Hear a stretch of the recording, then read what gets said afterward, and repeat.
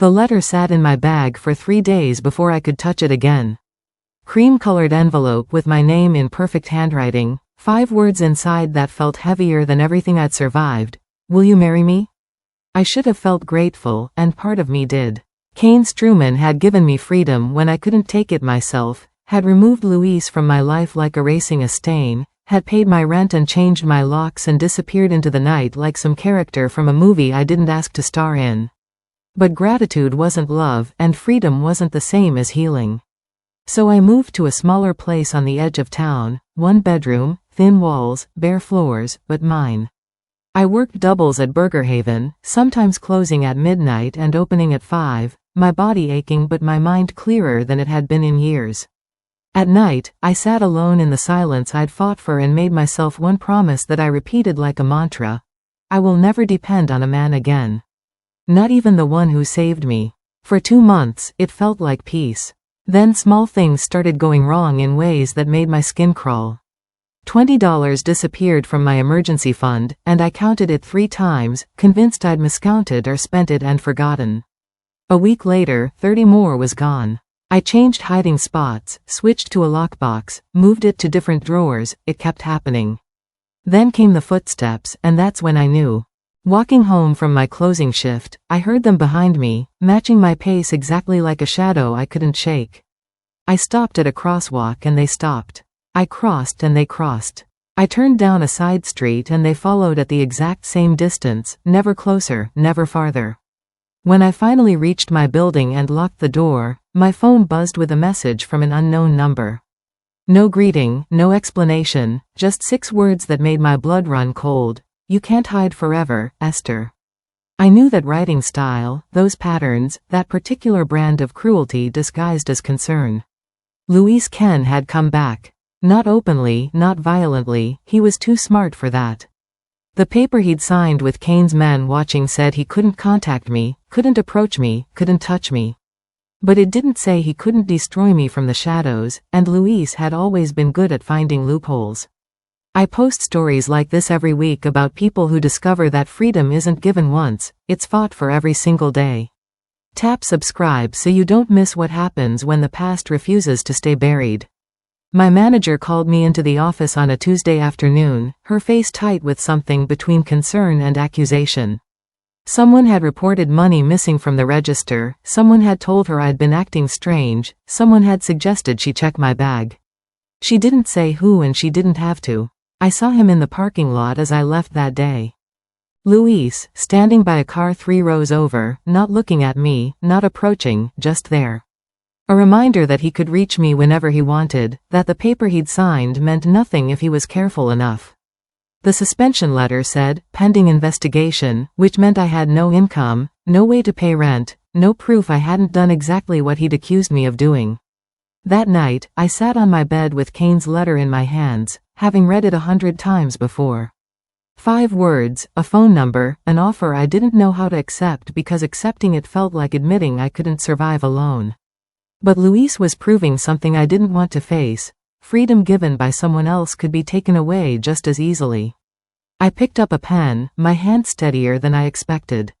I didn't write yes and I didn't write no. Instead, I wrote one line that surprised even me. If you are serious, meet me as a man, not a savior. I folded the letter, addressed it to the building whose address I'd memorized from the envelope, and left it at the front desk before I could change my mind. 2 days later, my phone buzzed with a message from an unknown number, but this time I knew exactly who it was. Tomorrow, 7 p.m. The same place we met. The convenience store where he'd asked the question that changed everything, where he'd seen the bruise I'd forgotten to cover and decided my life was worth saving. This time, I'd meet him on my terms. This time, I wouldn't be the broken woman on the floor gathering coins. This time, I'd stand, and he'd have to prove he could see me as more than someone who needed rescuing. If you want to see what happens when freedom comes with a price tag you didn't know you'd have to pay, hit that subscribe button now. This story is just getting started. The apartment was smaller than the last one. No question marks on the ceiling. No smell of vodka soaked into furniture. Just clean walls, bare floors, and a silence so complete it almost hurt. I woke up at 4:30 a.m. without an alarm, muscle memory from years of opening shifts. For a moment, I held my breath, listening for the sound of someone else breathing, someone else existing in my space. Nothing. Just the hum of the refrigerator and traffic outside. Mine. All mine. I made coffee in the tiny kitchen, watching the sun come up through a window that actually opened. The view was nothing special, a parking lot and the back of another building, but it was a view I'd chosen. That made it beautiful. Work was the same grind it had always been. 16 hours on my feet, the smell of grease in my hair, customers who treated me like I was invisible. But when my shift ended at 11 and I walked out into the cool night air, I walked towards something that belonged to me. Not to Luis. Not to my parents' expectations. Mine. On the bus ride home, I felt the letter in my bag. My fingers found it without looking, the way they had every night for 3 days.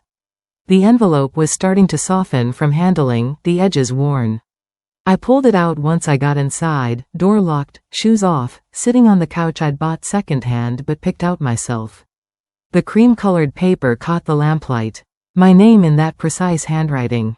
Kane Struman's handwriting, though I'd only heard him speak a handful of words. I unfolded it slowly, even though I'd memorized every stroke of ink.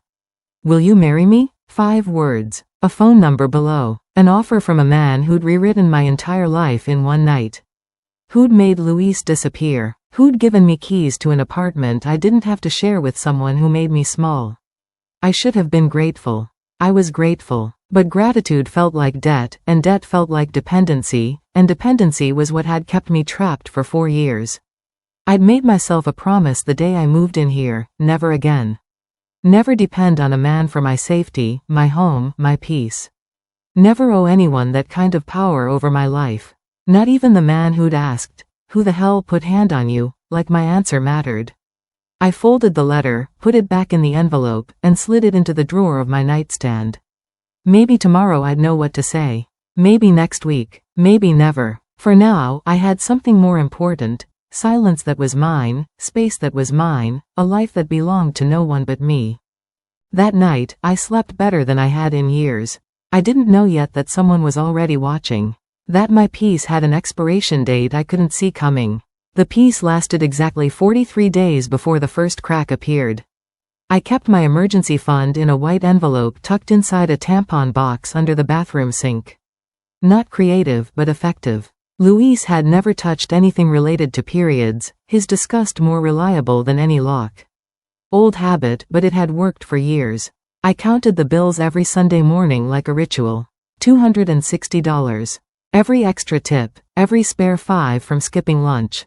My safety net. This Sunday, I counted twice. Then a third time, spreading the bills across the bathroom counter like playing cards. $240. 20 missing. I sat on the edge of the tub, running through the past week in my head. Had I taken it out for groceries? Paid cash somewhere and forgotten? I'd been so tired lately, working doubles, maybe I'd just. But I knew better. I always knew exactly how much was in that envelope. Down to the dollar. I told myself I was being paranoid. Told myself 4 years with Luis had made me see threats where there were none. I moved the envelope to a locked box I kept in my closet and tried to forget about it. 3 days later, I counted again. $210. 30 more gone. My hands shook as I checked the lock. Still intact. No signs of tampering. The box had been in my closet the entire time, and I lived alone.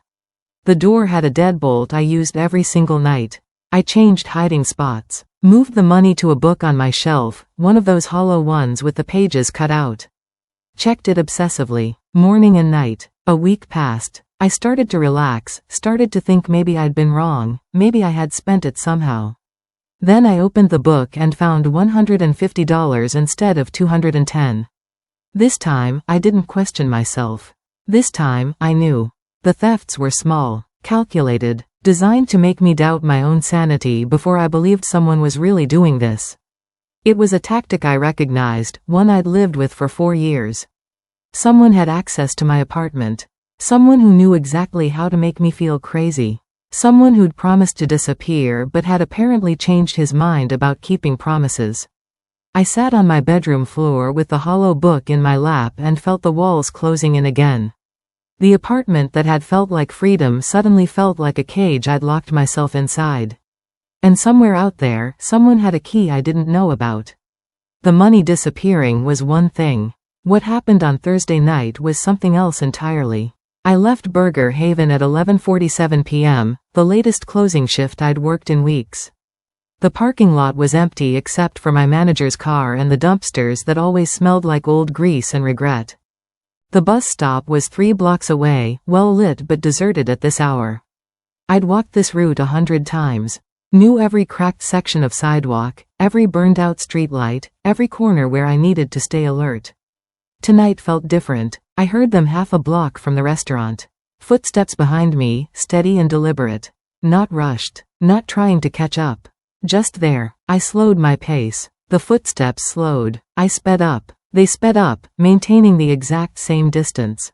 My heart started pounding. I told myself it was nothing, just someone else walking home, just coincidence.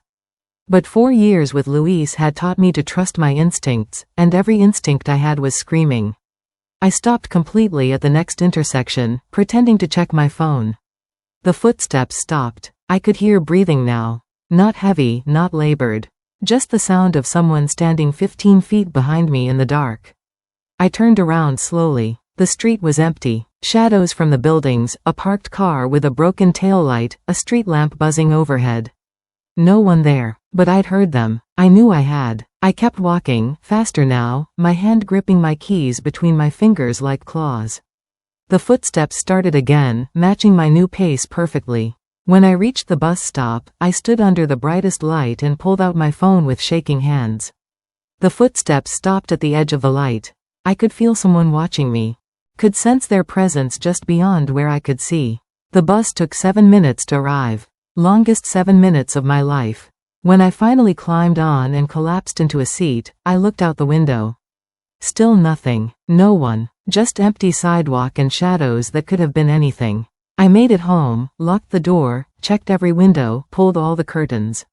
My apartment felt smaller now, the walls closer. I changed into pajamas and tried to convince myself I'd imagined it. Then my phone buzzed. Unknown number. No area code I recognized. The message was short, just 6 words, but they hit me like a physical blow. You can't hide forever, Esther. The phone slipped from my hands and clattered onto the floor. No one called me Esther except my parents and people who'd known me for years. Everyone else called me Essie. But Luis had always insisted on my full name, said nicknames were childish. I picked up the phone with trembling fingers and read the message again. No signature. No explanation. Just that one sentence that told me everything I needed to know. He'd found me. Despite the legal documents, despite Kane's threats, despite the promise he'd signed to disappear forever. Luis Ken had found me. And he wanted me to know he was watching. I sat on my bed with my back against the wall, phone in one hand, keys in the other, and didn't sleep for the rest of the night. Every sound in the building made me flinch. Every car passing outside made me hold my breath. By morning, I'd made a decision. I couldn't prove Luis was behind the missing money or the footsteps or the text. Couldn't go to the police with paranoia and a feeling. But I also couldn't ignore what was happening. Someone was playing a game with me, and I had a sinking feeling this was just the opening move. I thought the worst part of Luis's campaign would be the fear. The footsteps in the dark, the missing money, the text messages that made my skin crawl. I was wrong. The worst part was when he turned my own family against me. Mom called on Saturday morning while I was folding laundry, trying to maintain some sense of normalcy despite barely sleeping. I almost didn't answer. Something about the way my phone rang felt off, aggressive. Esther Marie Finn, you need to tell me the truth right now. Not hello. Not how are you. Just fury wrapped in my full name like a weapon. Mom, what's wrong? What's wrong? What's wrong is that I get a call yesterday from someone very concerned about you. Someone who says you've been using drugs. That you stole money from your grandmother before she passed. That you've been lying to us for months about where you're living and what you're doing. The laundry basket slipped from my hands. Clothes scattered across the floor. That's not true. None of that is true. Who told you? It doesn't matter who told me. What matters is that I'm hearing these things about my daughter and I don't even know who you are anymore. But it did matter. Because there was only one person who knew enough details about my life to make lies sound believable. Only one person who'd been there when Grandma got sick, who knew I'd moved apartments, who could weaponize my past against me. Mom, listen to me. Someone is lying to you. I think it's Luis. I think he's trying to. Oh, here we go again. Everything is Luis's fault. You know what I think, Esther? I think you're making excuses for your own behavior. I think you pushed away a good man and now you're spiraling. He beat me, Mom. He stole from me. He told us you'd say that. That you'd make up stories to justify leaving him. Honestly, Esther, you sound paranoid. Maybe whoever called was right. Maybe you do need help. The room tilted. Luis had gotten to them first. Had planted seeds of doubt so deep that when I tried to tell the truth, it sounded like lies. I'm not using drugs. I didn't steal from Grandma. I would never. Then why would someone call and tell us these things? Why would they be so concerned if there wasn't some truth to it? I tried to explain, tried to make her understand that this was part of Luis's pattern, that he'd always isolated me from people who might help, that this was just another version of the same control. But she wasn't listening. Not really. She'd already decided I was the problem. The call ended with accusations I couldn't defend against and a silence that felt like a door slamming in my face. She didn't believe me. My own mother didn't believe me. I sat on my bedroom floor surrounded by scattered laundry and realized what Luis was doing. He wasn't violating the legal agreement. He wasn't contacting me directly, wasn't threatening me, wasn't touching me. He was dismantling my life piece by piece from a distance, using other people as his weapons. The missing money made me doubt myself. The footsteps made me afraid. But this, turning my family against me, this was designed to make me completely alone. And it was working. I picked up my phone and scrolled to the last text. You can't hide forever, Esther. He was right. I couldn't hide. But he'd made one mistake. He'd reminded me that I wasn't as alone as he wanted me to believe. There was one person who'd seen me at my lowest and decided I was worth protecting. One person who'd asked a simple question, who the hell put hand on you, and meant it. I opened my nightstand drawer and pulled out the cream-colored envelope I'd been avoiding for weeks. Maybe it was time to stop hiding. Maybe it was time to answer. But first, I needed to know if Luis had eyes everywhere, or if there was something else I'd missed. Something that explained how he knew so much about my new life. The answer came faster than I expected, and it wasn't what I thought. If you're wondering whether protection without permission is a gift or a violation, hit that subscribe button. This story is about to get a lot more complicated. The realization didn't come all at once. It came in pieces, small observations that individually meant nothing but together painted a picture I didn't want to see. The man in the gray jacket was the first thing I noticed. He was on my bus Tuesday morning, sitting 3 rows back, reading a newspaper like it was still 2005. I wouldn't have thought anything of it except I saw him again Thursday. Same jacket, same newspaper, same seat. Friday, he was there again. This time, I watched him in the reflection of the window. He never actually read the paper. Just held it up and watched me. When I got off at my stop, he stayed on the bus. But I felt his eyes following me until the doors closed. Then there was the car. A dark sedan that appeared outside my building around 10 p.m. and idled there until past midnight. Different car each night, black, then dark blue, then gray, but always the same pattern. Engine running, lights off, someone inside I could never quite see. I started taking different routes home from work, zigzagging through side streets, testing whether the footsteps would follow. They didn't. Instead, I'd catch glimpses of someone parallel to me, one street over. Keeping pace, maintaining distance, protecting me. The realization hit me Tuesday night when I stopped suddenly on an empty street, pretending to tie my shoe. The footsteps didn't stop behind me like they had with Luis. They stopped a block back. And when I looked up, I saw him clearly for the first time. Not Luis. Too tall, too broad. He wore dark clothes and the moment our eyes met, he turned and walked the other way. Professional. Practiced. Not stalking me. Guarding me. I stood there in the middle of the sidewalk as everything clicked into place. The missing money wasn't Luis breaking into my apartment, it was someone checking whether Luis had broken in. The footsteps weren't threats, they were escorts. The cars outside weren't surveillance, they were security. Kane Struman had never stopped watching me. The thought sent two competing emotions through me at once. Relief, because it meant I wasn't as vulnerable as I'd felt. And fury, because I hadn't chosen this protection. Hadn't asked for it, hadn't even known it existed.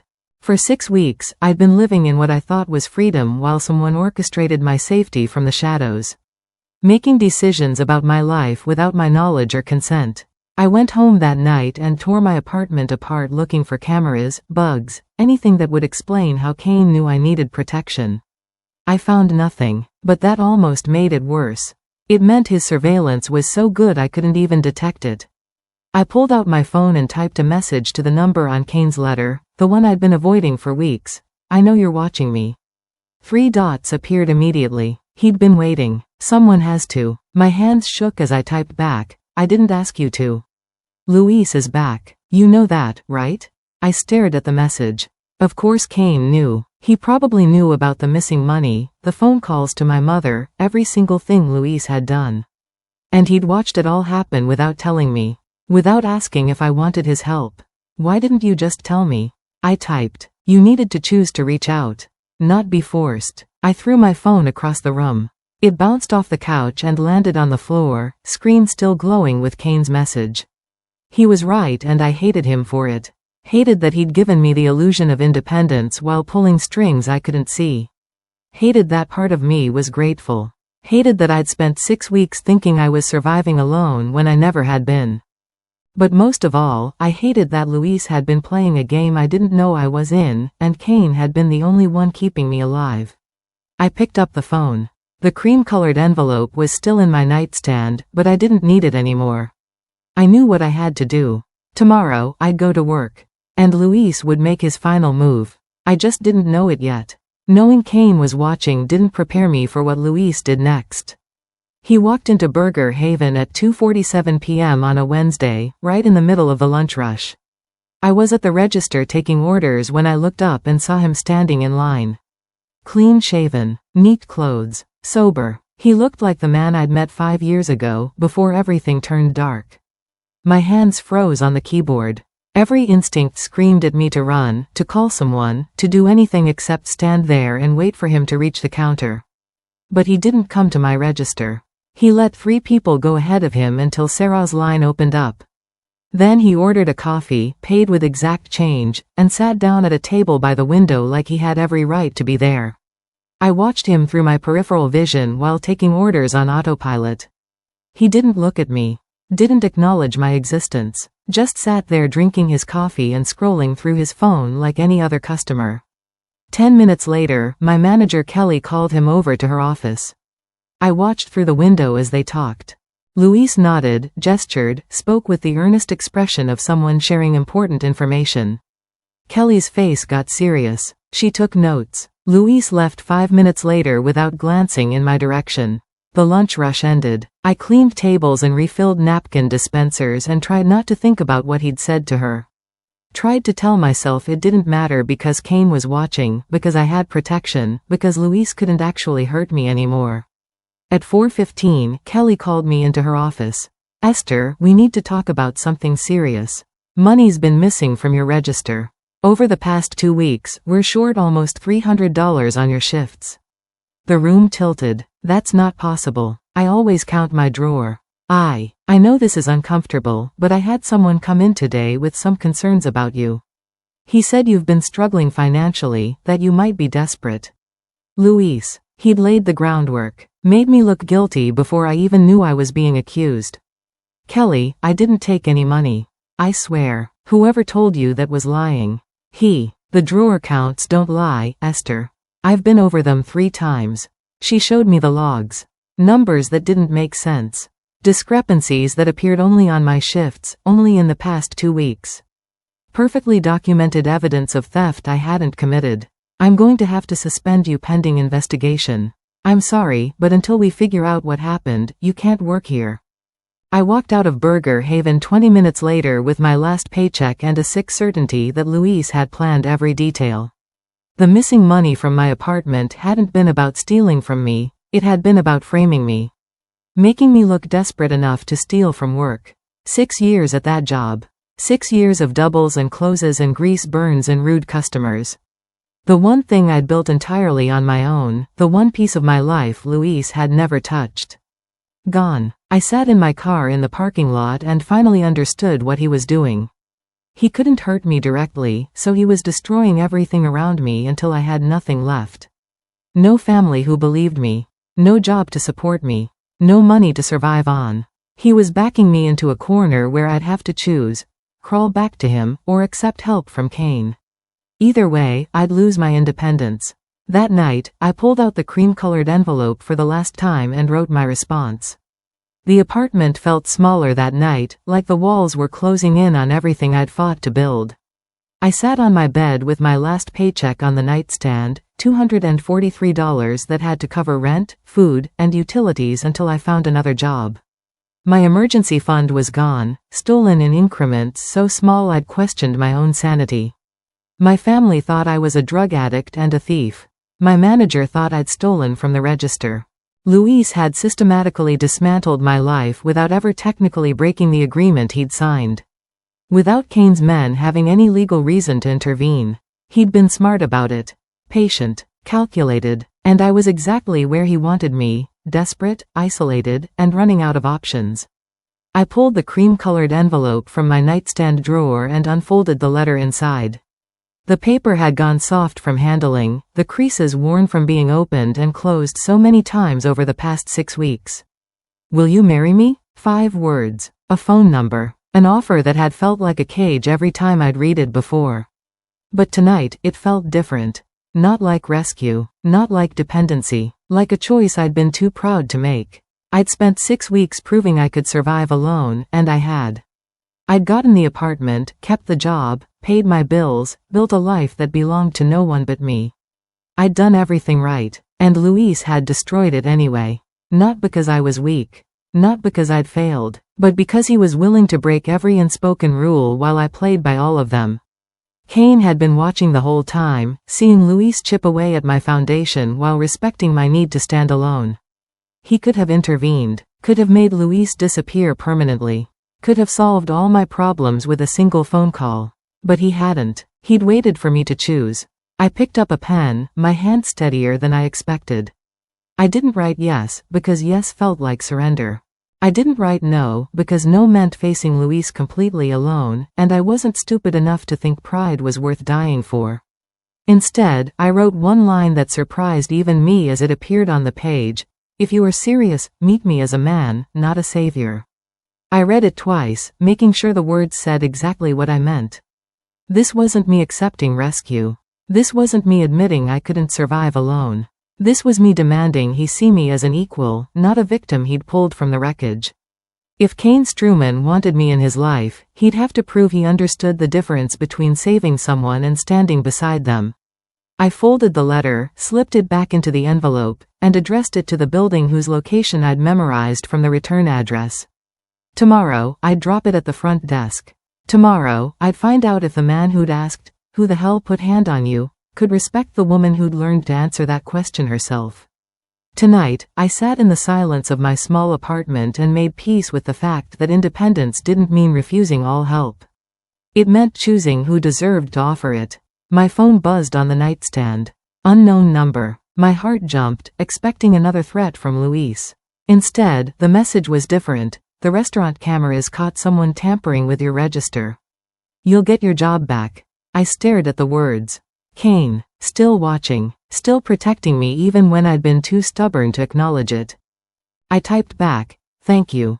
3 dots appeared, then disappeared. Then appeared again. You never needed saving, Esther. You just needed someone to make sure the fight was fair. I set the phone down and let myself cry for the first time since this whole nightmare started. Not from sadness or fear or relief.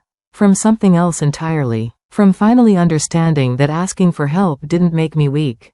It made me smart enough to know the difference between a partner and a prison. Tomorrow, I'd deliver my answer. Tonight, I'd sleep knowing that whatever came next, I was choosing it with my eyes wide open. The text from Kane about the security footage changed something in me overnight. Not my mind, I'd already decided to respond to his letter. But it changed my understanding of what that response meant. He could have led with the cameras. Could have swooped in and fixed my job situation first, then waited for my gratitude. Instead, he'd let me make my decision from a place of desperation, then proved I'd never actually been as trapped as I'd felt. That difference mattered. I woke up Thursday morning and pulled the envelope from my nightstand. My handwritten response was still inside, the words I'd agonized over now feeling exactly right. If you are serious, meet me as a man, not a savior. The building address was across town, in a part of the city I rarely went. High rises with actual doormen, the kind of place where people drove cars that cost more than I'd make in 5 years. I took 2 buses to get there, the envelope clutched in my bag like evidence. The lobby was all marble and glass, and the woman at the front desk looked at me like I'd walked in from a different planet.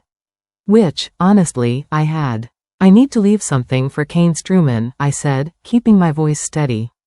Her expression shifted immediately. Not surprise, recognition. Like she'd been expecting me. Of course. I'll make sure he gets it. She took the envelope, set it in a slot behind her desk marked with a number I couldn't see, and gave me a small nod.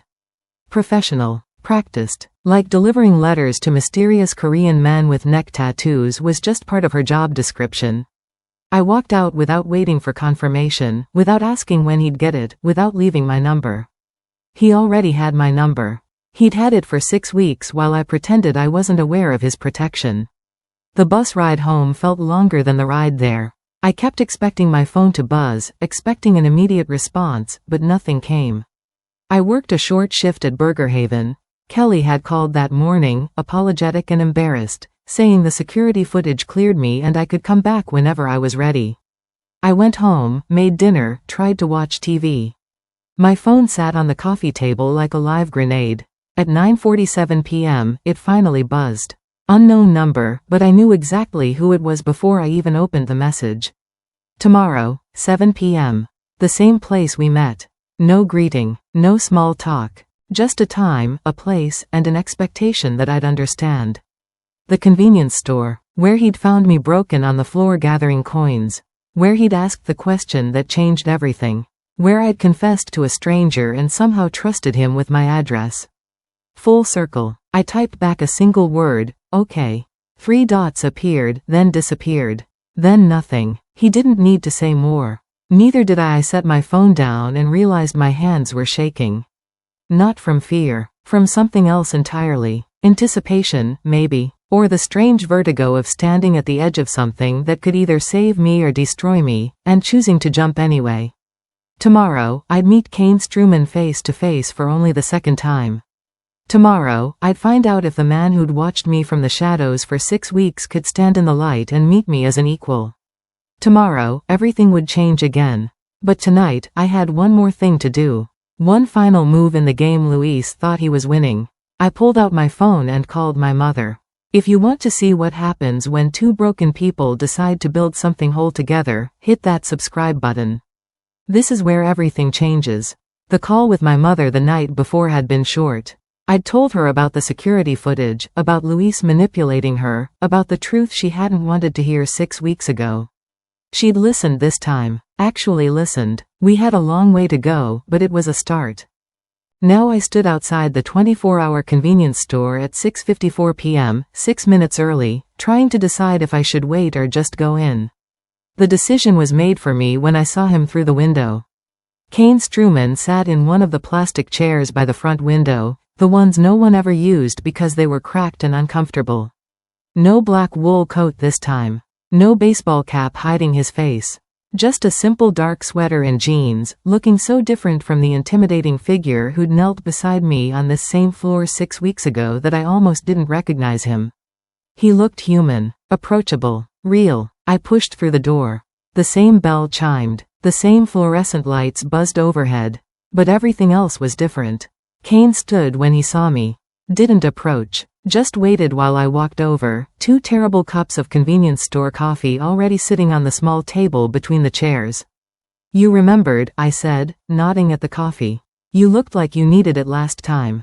I sat down. He sat down. For a moment, neither of us spoke. The store hummed around us, refrigerators running, someone stocking shelves in the back, the clerk scrolling through his phone at the register. Thank you, I finally said. For the cameras. For my job. You would have figured it out eventually. Maybe. But you made it faster.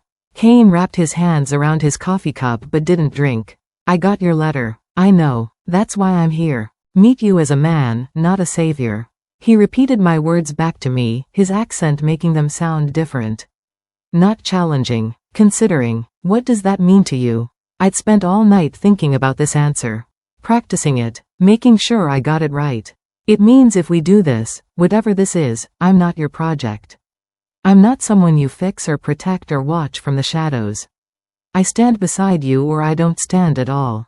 Kane was quiet for a long moment, his dark eyes studying my face. Not the way Luis used to look at me, searching for weakness. The way someone looks at an equal they're trying to understand. I've been alone a long time, he said finally. Built walls so high I forgot what it felt like to let someone in. When I saw you that night, saw what he'd done to you. He paused. I didn't save you because I thought you were weak. I saved you because someone should have. Because I wish someone had done the same for me once. The honesty in his voice hit me harder than I expected. I'm not asking you to save me again, I said. I'm asking if you can stand next to me while I save myself. Is that what you want? To do this alone? No. The word came out stronger than I meant it to. I want to do this with someone who sees me as strong enough to fight my own battles, but smart enough to know when to ask for help. I want a partner, Kane. Not a protector. He leaned back in the plastic chair, a small smile touching his lips. Then we start over. As equals. Equals, I repeated. That means no more watching me without telling me. No more solving my problems before I know they exist. And if Luis comes back, then we handle it together. You don't get to make that decision for me. Kane extended his hand across the table. Not to shake. Just offering it palm up, waiting. I put my hand in his. Coffee first, I said. Then we figure out the rest. Deal. For the first time in 6 weeks, maybe for the first time in 5 years, I felt like I was choosing my own path. Not running from something. Not being saved from something. Just walking forward with someone who understood that strength wasn't about standing alone.